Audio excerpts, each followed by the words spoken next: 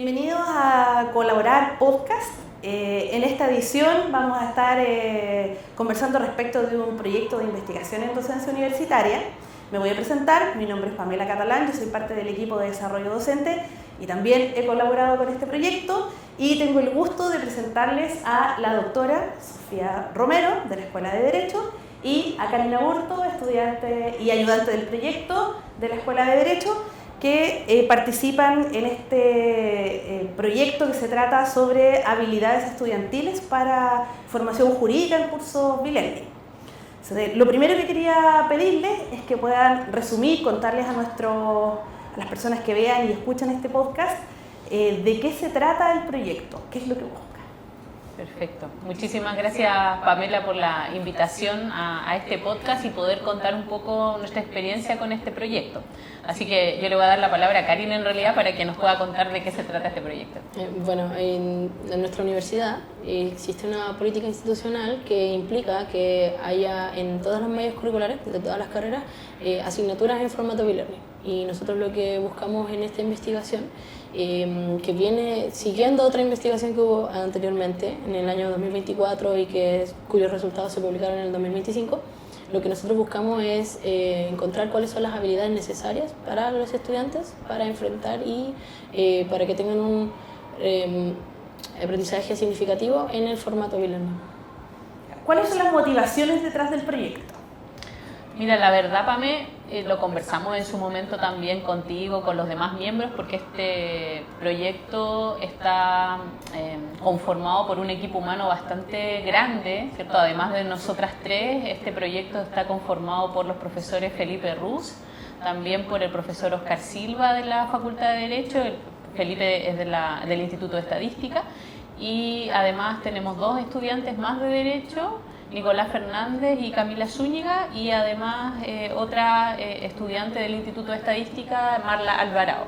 Entonces, siempre cuando pensamos este proyecto inicialmente y cuando lo diseñamos era estar permanentemente atentos a la opinión que tienen primero los estudiantes respecto de las formas como enseñamos, la manera en cómo logramos que los aprendizajes que están declarados al menos en los programas deban ser obtenidos por los estudiantes y cuál es el contexto necesario para que esos aprendizajes se puedan desarrollar, tanto desde la perspectiva del propio estudiante, pero también a través de las evidencias de estas investigaciones, cómo se está desarrollando la docencia, qué apoyos también requieren los profesores para poder impartir adecuadamente docencia de este tipo. Por lo tanto, nuestro móvil siempre ha sido de que nuestros estudiantes puedan lograr los aprendizajes que los programas declaran. Así es. Hablemos entonces un poco porque el equipo es variopinto, somos personas de diferentes especialidades, con diferentes trayectorias. ¿Cómo fue este trabajo colaborativo entre personas de diferentes disciplinas? ¿Qué características tuvo? Bueno, mira, yo voy a tratar de hablar en general, pero también me gustaría que Karin pudiese contar su propia experiencia o incluso tú misma. Pero la verdad es que nosotros, a propósito de este trabajo que veníamos haciendo y que Karin comentaba al comienzo, desde el año 2024, a propósito de la implementación de algunos cursos de la disciplina que yo imparto, que es Derecho Procesal, en este formato bilearning, veníamos trabajando desde una perspectiva tuya institucional, ¿cierto?, del programa de desarrollo docente, y nosotros desde la Escuela de Derecho con Oscar, probablemente todos muy involucrados en la lógica de que nuestros estudiantes aprendan. Por lo tanto, fue súper motivante encontrar otros colegas y también estudiantes incluso que estuviesen involucrados e interesados en lograr ese mismo objetivo.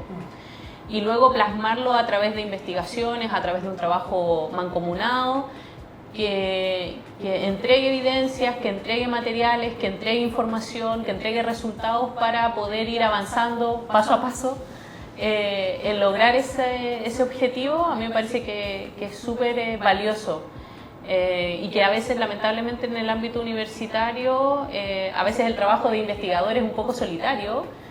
Por lo menos en el derecho ocurre normalmente eso, y lograr encontrar este grupo con esta motivación conjunta ha sido súper interesante. Y además, después, ¿cierto?, ya del proceso propiamente de este proyecto en particular, encontrar incluso estudiantes que tuvieran ese mismo interés, con independencia, ¿cierto?, de los aspectos propiamente jurídicos del asunto, fue mucho más valioso y también gratamente sorprendente.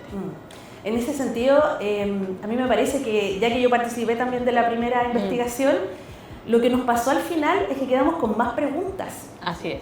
Y esas preguntas involucraban ámbitos que desde la educación, que es el ámbito en el que yo me muevo, no era tan fácil abordar, digamos, en soledad, y desde el derecho tampoco era sencillo. Entonces pensamos, bueno, esto tiene que ampliarse, necesitamos más manos que nos ayuden a tratar de resolver estas dudas. Y en ese sentido creo que la incorporación de personas de estadística nos da una mirada metodológica también. Totalmente. Muy interesante. Sí, y además también quisiera compartir como la forma en cómo llegamos a Felipe y amarla, que también tiene que ver con que esto puede servir también de experiencia para otros colegas que puedan estar interesados en esto, de que en el contexto de alguno de los talleres del programa de desarrollo docente de verano, puede ser del 2025, yo participé como en un taller que, si no me equivoco, era de metodologías cuantitativas para investigación.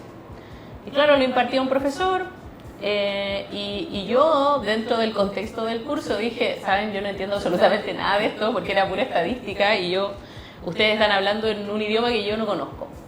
Y Felipe, de muy buena persona, me mandó un mensaje por interno en la plataforma y me dice, Sofía, mira, deberías revisar este libro, esto es muy básico para que tú puedas empezar a introducirte en esta temática. Y gracias a ese contacto, cuando yo pensé, dije, oye, me gustaría tal vez ver la posibilidad de que Felipe se pudiese incorporar, y él fue súper abierto a decir, sí, oye, yo me puedo incorporar, además incorporemos a algún estudiante. Entonces, el espacio que representan los talleres de formación docente que imparte la universidad a través del programa de desarrollo docente también son espacios de colaboración o instancias en las cuales tú puedes conocer a colegas de otras disciplinas que pueden permitirte generar investigación multidisciplinaria, no solo en docencia, sino que también incluso en otras áreas, incluso en las áreas disciplinares propias. Y por lo tanto, desde esa perspectiva es un espacio que te enriquece tanto en el ámbito de la docencia, pero también en la investigación propiamente disciplinar que tú puedas desarrollar. No sé, Karin, si querías compartir algo respecto tal vez de tu relación con tus otros compañeros, porque, claro, o sea, porque Karin lo que trabajó especialmente fue más en contacto con los otros estudiantes del proyecto. Entonces tal vez podría compartir esa experiencia ella. Sí, o sea, el proyecto no solo responde a una asignatura, que es la del derecho procesal, sino también a distintas asignaturas que a mí en particular me tocó cursar y que al principio igual me cuestioné como el tema del aprendizaje. A mí me interesa mucho el tema del aprendizaje, estoy muy involucrada con la educación y con la investigación. Entonces, mi primer contacto fue con la profesora sin saber que existía este proyecto, un año antes, para preguntarle, profesora, ¿por qué estas asignaturas son en formato e-learning? Después, cuando me contó que había una investigación, yo le pregunté si me podía enviar los resultados porque realmente me interesaba y yo tenía ahí una inquietud con el formato y con mi propio aprendizaje. Y después, cuando se dio la oportunidad de postular para participar en esta investigación como ayudante, el perfil de ayudante que buscaban, yo sentí que era como el que yo tenía y dije, ya, voy a postular porque en verdad siempre me había sentido ajena como a estas oportunidades porque quizás mis notas no son las mejores en derecho porque no había tenido la técnica ni la forma de aprender como lo pide la carrera, entonces tenía un buen desempeño pero no el mejor. Pero aquí no necesitaban eso, no importaban como ser el futuro gran abogado entre los estudiantes, sino que aquí había que tener interés en el aprendizaje, en nuestro propio aprendizaje, en la educación en general, en investigar. Entonces como que todas esas cosas se reunían Y yo dije, ya, vamos a intentarlo. Y después, bueno, de haber sido seleccionada y conocer a los chicos que tenían los mismos intereses, fue súper especial porque eran alumnos también que tenían estos intereses, tenían estas habilidades y que muchas veces, por como es nuestra carrera, no se alcanzan a desarrollar todas esas habilidades. No alcanzamos a generar investigaciones como tal a nivel de pregrado. Entonces, compartir, trabajar en conjunto igual fue súper enriquecedor. Fue distinto salir, por ejemplo, de la investigación jurídica como tal a investigar sobre lo que era la enseñanza y el aprendizaje en el formato B-Learning. Muchos estudios nos favoreció que muchos estudios se venían dando a través de lo que fue la pandemia, y con ese contexto salieron muchos estudios sobre la educación a distancia. Entonces fue de todo, lo que leímos, lo que investigamos, lo que rescatamos, y también el trabajo en específico que hicimos con mi compañera, que era buscar el instrumento que se iba a aplicar. También ahí fue como mucho más específico y en ciertos momentos era como una escapadita a lo que era el derecho todo el día, como salir de un ratito del mundo jurídico, buscar algo, leer y cada cosa que encontrábamos poder comunicársela a ustedes. Era como, profe, tenemos esto, encontramos esto, esta investigación dice esto y queremos como ver qué más podemos lograr con ello. Entonces como que toda la experiencia, tanto de acercarse a la investigación, postular y después conocerse dentro de ella, fue súper enriquecedora y fue súper interesante. Entonces, en ese sentido, hay un espacio que es enriquecedor para todos, porque finalmente venimos de mundos distintos, nos movemos en espacios diferentes, tenemos trayectorias que son distintas y conectamos entonces tratando de responder esta gran pregunta de cuáles habilidades pueden favorecer el aprendizaje en un formato B-Learning, que es algo que nos va a beneficiar a todos, ¿cierto? Estudiantes, profesores, etc. Así es. Recordamos entonces que estamos en el podcast Colaborar. Mi nombre es Pamela Catalán y me acompañan Sofía Romero y Karina Burto, y estamos conversando respecto del proyecto de habilidades para la formación jurídica en cursos B-Learning. En ese sentido, ahora vamos a conversar respecto de los hitos del proyecto, cómo partió, qué es lo que hemos realizado y finalmente hacia dónde vamos a llegar. Perfecto. Mira, a ver, este proyecto nosotros lo diseñamos, ¿cierto?, en conjunto, fundamentalmente con el trabajo, bueno, individual, en mi caso como directora, pero también con el apoyo de Pamela, también de Oscar y también de Felipe en su momento. Y bueno, lo postulamos, nos los adjudicó el Programa de Desarrollo Docente de la Vicerrectoría Académica en el mes de abril del año 2025. Y bueno, después de algunos ajustes formales que también nos solicitaron, ya empezamos con el proceso y estaba considerada la contratación de ayudantes en el ámbito jurídico, pero también ayudantes también en el ámbito de la estadística.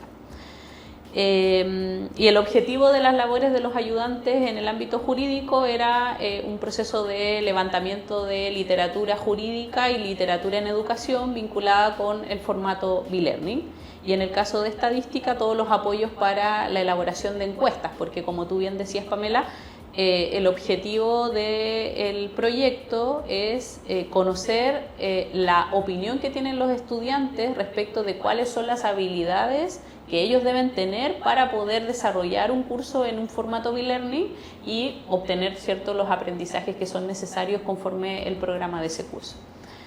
Y a partir de esa opinión, luego los estudiantes entregaban esta información a través de una encuesta, que también, bueno, ahí podemos contar los detalles de cómo llegamos a esa encuesta, y luego contrastar esa opinión de los estudiantes en función de los instrumentos que la propia universidad aplica a todos los estudiantes de primer año cuando ingresan, que son una batería de instrumentos de comprensión lectora, de pensamiento lógico-matemático, y nosotros obtuvimos esa información a partir de la dirección de docencia. Con las distintas autorizaciones que nos solicitaron, también el tema de la solicitud al Comité de Bioética por el manejo de datos, ¿cierto?, de personas en el caso de las encuestas. Por lo tanto, la idea era contrastar esa información de esos instrumentos con la opinión que los estudiantes tenían respecto de estos cursos. Entonces, eso, grosso modo, ¿cierto?, es el proyecto, y por lo mismo necesitábamos los apoyos de los estudiantes para poder levantar la literatura, aplicar las encuestas, buscar una encuesta que estuviese validada, y la labor de Marla, particularmente en materia de estadística, era hacer el levantamiento de la encuesta, los muestreos, etcétera. Todo metodología que por supuesto yo no manejo, pero que sí maneja claramente Felipe, y por lo mismo él estaba supervisando directamente el trabajo de Marla. Perdón, quisiera agregar algo ahí, relevarlo, porque me parece que es muy interesante que finalmente esta oportunidad de los estudiantes de ser incorporados en un proyecto de investigación es como un pasito más para la formación de jóvenes investigadores, para desarrollar competencias investigativas. Y en este sentido, también la selección en la que yo participé junto a Óscar Silva es interesante, porque hay que buscar motivaciones y elementos que las personas posean desde su trayectoria, que en el fondo den cuenta de que efectivamente les interesa la educación, les interesa investigar, que hay motivación, que hay en el fondo habilidades que han desarrollado fuera de lo que en el perfil, digamos, del estudiante de Derecho está y se está desarrollando dentro de la carrera, o del perfil de alguien de Estadística, en el caso de Marla, sino que tiene que tener otros elementos. Y yo creo que es valioso también reconocer que hay personas que han hecho trayectorias fuera de su carrera que contribuyen a que sean futuros buenos investigadores. Así es. Como el caso de Karen. O sea, Karen, si tú quieres aportar desde tu mirada.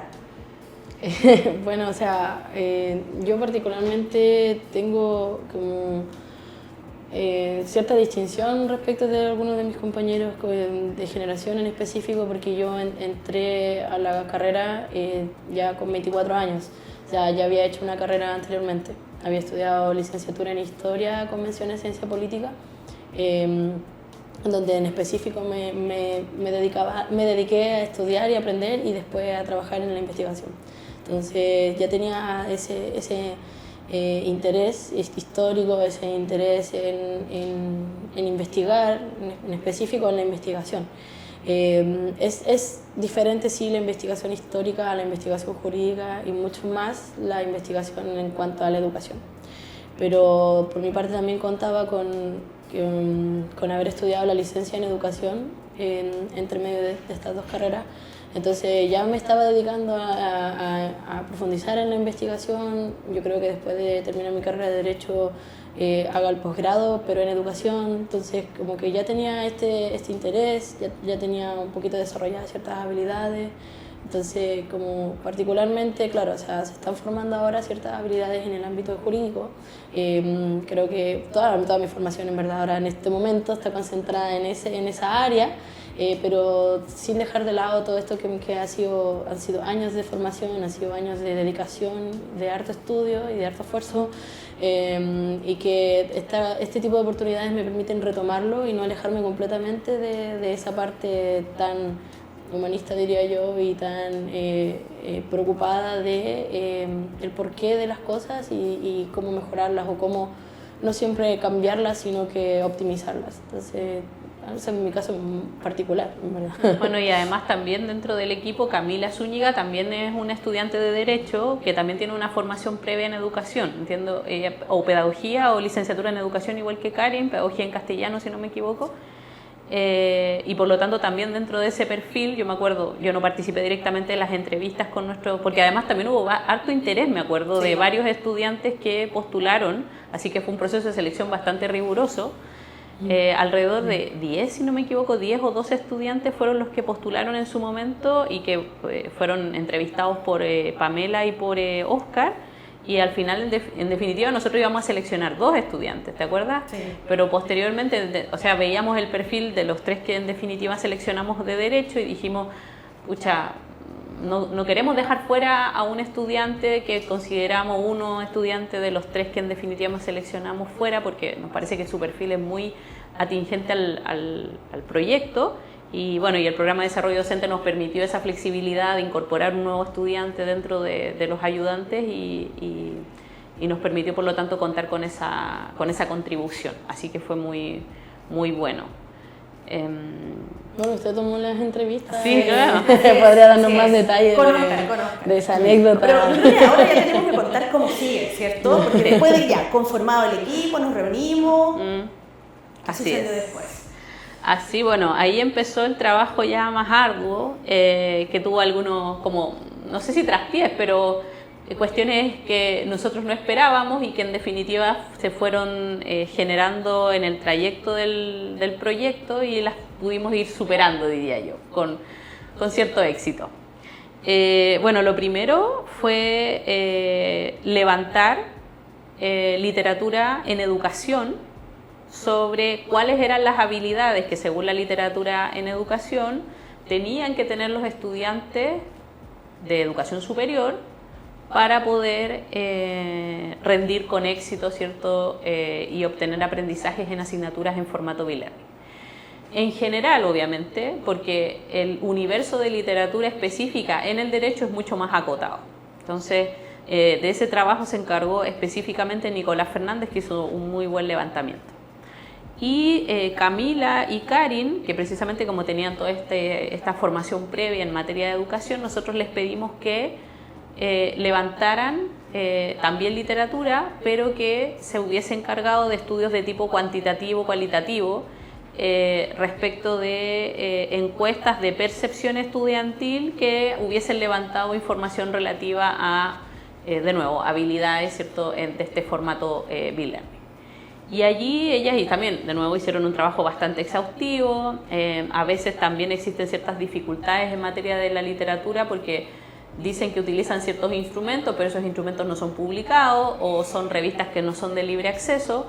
Por lo tanto fue un trabajo bastante arduo porque ellas, por ejemplo, obtenían algún dato, pero después luego tenían que seguir buscando, navegando, buscando pedazos de encuesta y eso significó un trabajo bien intenso. Pero en definitiva encontramos, ¿cierto?, un instrumento que ya estuviese validado. ¿Y por qué pongo énfasis en esto? Porque bueno, esto fue una recomendación que nosotros asumimos evidentemente desde el programa de desarrollo docente, que aplicáramos ya un instrumento que hubiese sido construido y validado a través de expertos y a través de su aplicación previa. Y que hubiese antes investigaciones que publicaran, ¿cierto?, los resultados de esos instrumentos. ¿Por qué? Porque eso permite obviar todo ese proceso previo de validación que normalmente es muy extenso y estos proyectos normalmente tienen una duración, en nuestro caso, de 1 año. Por lo tanto, validar, o sea, generar un instrumento, validarlo y luego aplicarlo, o sea, en una investigación de 1 año eso no es posible. Entonces ya encontramos un par de encuestas en ese sentido. Pero además el propio programa de desarrollo docente está aplicando, y ahí tú me puedes ayudar más, Pamela, un instrumento para competencias digitales en particular. Entonces, por lo tanto, como ese instrumento ya está validado por la universidad y por profesionales de este mismo programa de desarrollo docente, tomamos la decisión de las dimensiones vinculadas con lo digital, competencias digitales, las tomamos de ese instrumento, y las otras 3 dimensiones vinculadas genéricamente al aprendizaje las tomamos de los instrumentos que Karin y Camila seleccionaron. Y ahí nació. Y ahí nació la encuesta, por fin. Pero ese podríamos decir el primer paso. Y en paralelo teníamos que generar qué estudiantes de Derecho habían, ¿cierto?, rendido cursos en este formato, porque como bien decía Karin al comienzo, esto no es solo tutela judicial efectiva y debido proceso, que es la disciplina de derecho procesal que nos toca, los cursos que nos toca impartir con Oscar, sino que también eso impacta cursos de derecho romano en primer y segundo semestre o primer semestre, no lo tengo claro, pero derecho romano, que son 2 asignaturas, y además el curso de responsabilidad civil, que es un curso de 3er año, de 4º o 5º semestre. Entonces, por lo tanto, desde el año 2022, que es la cohorte de Derecho que empezó con esta nueva malla que incluye estos cursos en este formato, había un universo de aproximadamente 900, un poco menos de 1000 estudiantes que habían rendido cursos en este formato. Entonces, esa información la obtuvimos desde la Dirección de Docencia de la universidad, también dependiente de la Vicerrectoría Académica, y evidentemente teníamos que conocer la identidad de esos estudiantes, su RUT, su nombre, todos esos datos seleccionados, los correos electrónicos, para efectos de que este muestreo que debían elaborar Marla con apoyo de Felipe fuera probabilístico. ¿Y cuál era el sentido de esa metodología? Era que los resultados que nosotros pudiésemos obtener de esa encuesta se podían generalizar para estudios posteriores. Entonces, claro, nos hicieron este muestreo y teníamos un muestreo desde los 900, un poquito menos de 1000 estudiantes, los que debían responder la encuesta para que este muestreo fuera probabilístico.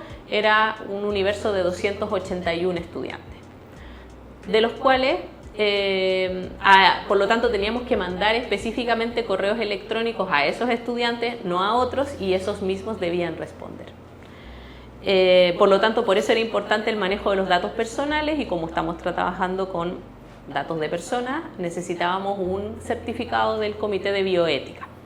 Eso nos solicitó la Dirección de Docencia para efectos, ¿cierto?, de el manejo de esos datos y la entrega, ¿cierto?, como responsable del proyecto en mi caso. Así que tuvimos que hacer toda esa tramitación, que si bien ese certificado no es obligatorio en el contexto de investigaciones internas de la universidad, la directora de docencia lo solicitó igualmente. Así que nosotros lo tramitamos, el Comité de Bioética nos los otorgó, un lapso, no sé, de 3 o 4 meses, pero en definitiva se otorgó. Por lo tanto, los estudiantes también responden la encuesta y tienen todo el tema del consentimiento informado, etc.